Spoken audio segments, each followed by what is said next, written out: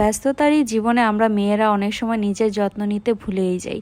কিন্তু আমার মতো যাদের জীবনে এমন মানুষ আছে যারা আপনাকে জোর করে বলবে যে না তোমাকে পার্লারে যেতে হবে, তাইলে আপনারা আমার মতোই খুবই লাকি। আজকে বহুদিন পর প্যানপ্যানানি ঘ্যানঘ্যানানির পরে আমি বললাম যে ওকে ঠিক আছে, আমি যাচ্ছি পার্লারে, একটু নিজের যত্ন নিয়ে আসি। তো প্রায় 6 মাস হয়ে গিয়েছিল আমি পার্লারে যাইনি, আমার এত কাজের ব্যস্ততা ছিল। তাই আজকে দুই বোন মিলে চলে গিয়েছিলাম উত্তরারই একটি পার্লারে। তো সেখানে যাওয়ার পর আপু চা বিস্কিট দিয়েছিল।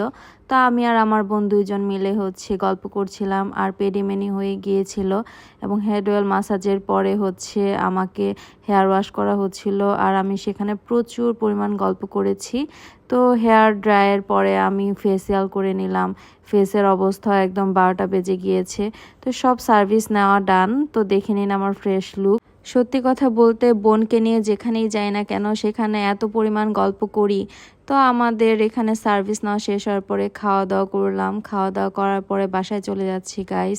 Thanks for watching, do follow my page.